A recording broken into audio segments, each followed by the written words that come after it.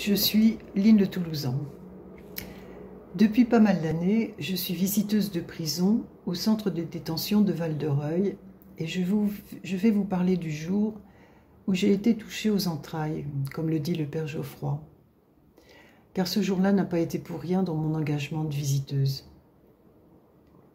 Il s'est passé qu'il y a 30 ans, un jour, nous avons appris, atterrés, mon mari et moi, que l'un de nos neveux, qui avait une vingtaine d'années à l'époque, venait d'être incarcéré à la maison d'arrêt de Caen.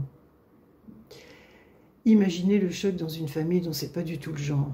Incompréhension, stupéfaction, stupeur, tremblement, et puis aussi le ressenti de honte.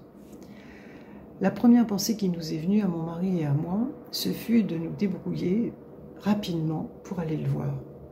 Car il se trouve que ce neveu nous était particulièrement cher. Il avait en effet passé toute son année de CM2, quelques années avant, chez nous avec nos enfants. Nous faisons donc les démarches nécessaires pour obtenir un permis de visite et nous découvrons à cette occasion très vite un monde dont nous ne connaissons rien, dont nous n'avons aucune idée, mais qui existe. À l'époque, car j'espère que la maison d'arrêt de Caen a été rénovée depuis, l'espèce d'entresol qui servait de salle d'attente, ainsi que le parloir lui-même, était sombre, glauque, limite sordide. Une fois les familles installées aux tables du parloir, une porte s'ouvrait et les détenus entraient en file indienne, accompagnés des surveillants. Nous connaissions notre neveu comme un garçon délicieux, plein de vie, dynamique, gai, causant, et même un petit peu hâbleur à l'occasion. Or, entre un jeune homme méconnaissable, amaigri, livide, l'ombre de lui-même, la tête basse, silencieux, misérable. C'est le mot qui m'est venu à l'époque, misérable. Bon, certes, il nous a tenu des propos rassurants, tout va bien, tout va bien. Il a esquissé de vagues sourires, pas du tout convaincants. Mais tout son corps, toutes ses attitudes disaient exactement le contraire. Ce que moi j'ai vu ou deviné peut-être, c'est une détresse profonde, une immense solitude et la honte aussi. Ce jour-là, je peux dire que oui, j'ai été touchée aux entrailles, à jamais. Bien évidemment, nous sommes venus au parloir régulièrement, les samedis après-midi, pendant toute l'année entière de son incarcération. Après quoi il est sorti, il a repris sa vie, son travail, et pour toute la famille, pour moi aussi, c'est devenu une histoire ancienne, une erreur de jeunesse, à oublier d'une certaine façon. Jusqu'à ce que, 15 ans après, ayant intégré un groupe de lecture biblique, l'une des participantes me confie être visiteuse de prison à Bonne-Nouvelle. Je tombe de ma chaise car je n'ai jamais entendu parler de ça. Comment ça, t'es visiteuse de prison? Ça existe? En quoi ça consiste? Et quelles sont les démarches à faire? Car il va sans dire que ma vocation fut immédiate. Le temps de faire les démarches, en septembre 2003, j'ai commencé les visites au centre de détention de Val-de-Reuil. Il faut savoir que l'administration pénitentiaire nous confie des détenus, d'une part, qui en ont fait la demande. Malheureusement pour eux, la liste est longue, car il n'y a pas assez de visiteurs. Je dis ça au cas où quelqu'un serait tenté. Et d'autre part, l'administration privilégie avec sagesse les détenus isolés, c'est-à-dire qui n'ont aucun parloir, aucune visite, soit pour cause d'éloignement géographique, soit pour cause de rupture familiale. Je me souviens, comme si c'était hier, de ma toute première visite aux 2 détenus que l'administration m'avait attribués. Et surtout, je me souviens de mon émotion à la sortie. Parce que c'était pas gagné, je savais parfaitement pourquoi j'étais là. Mais est-ce que j'allais m'y retrouver? Est-ce que j'allais supporter les 9 portes à franchir patiemment pour accéder aux détenus?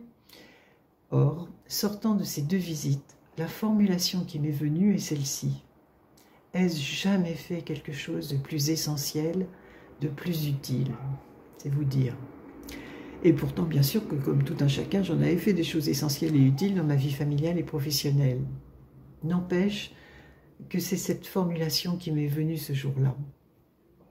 Bon, je pourrais vous parler longuement de ces visites et des 6 détenus que j'ai accompagnés en 17 ans.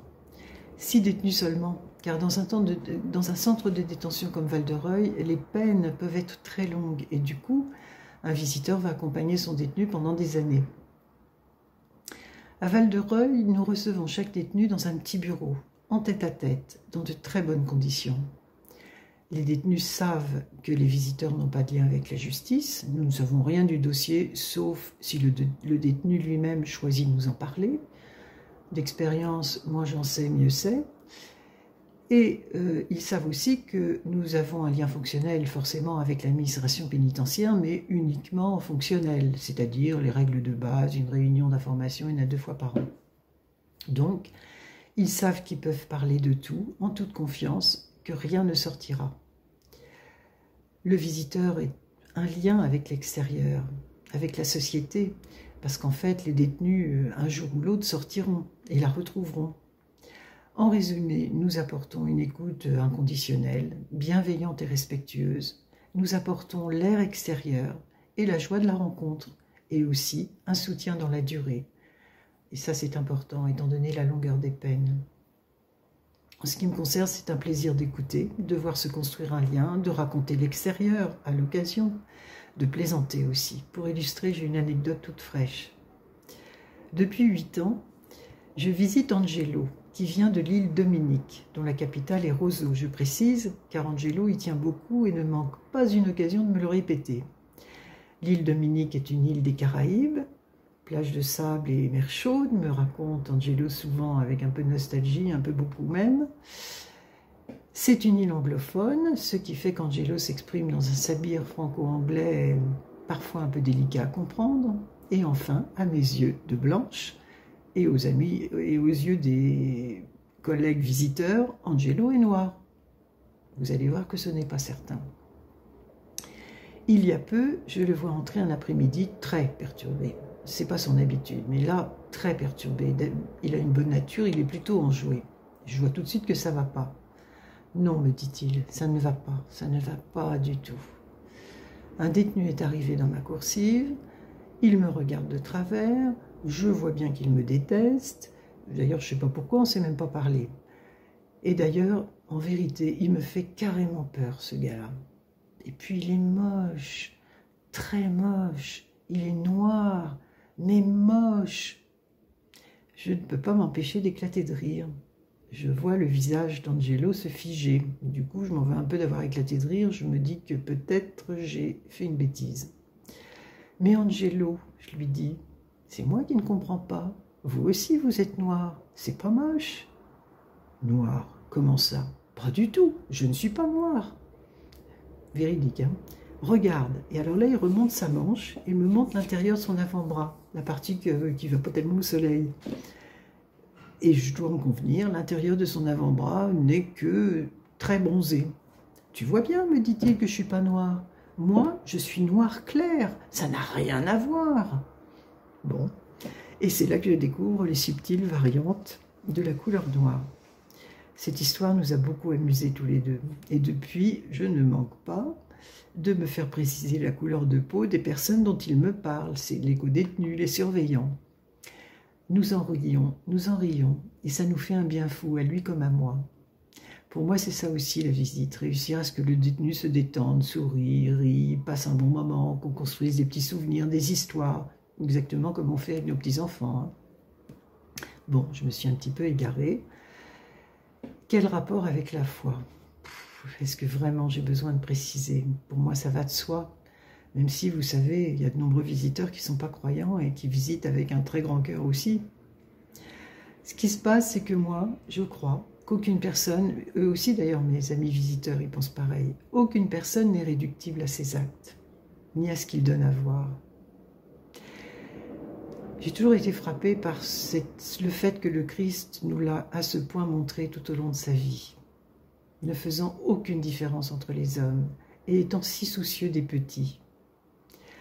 Ces hommes détenus sont nos frères, dignes d'être regardés avec bienveillance pour ce qu'ils sont, bien au-delà des actes qu'ils ont éventuellement commis. Et puis je crois aussi d'expérience à l'importance de la présence à notre prochain. Être simplement présent. Ça me semble pouvoir être une réponse aux situations d'exclusion, particulièrement celles auxquelles on ne peut pas grand-chose. En plus, il y en a tellement de situations d'exclusion et de solitude, la détention, le handicap, la rue, le grand âge, le fait d'être étranger, la maladie. Je pense à la très grande maladie, celle qui vous éloigne lentement et qui vous amène à la mort.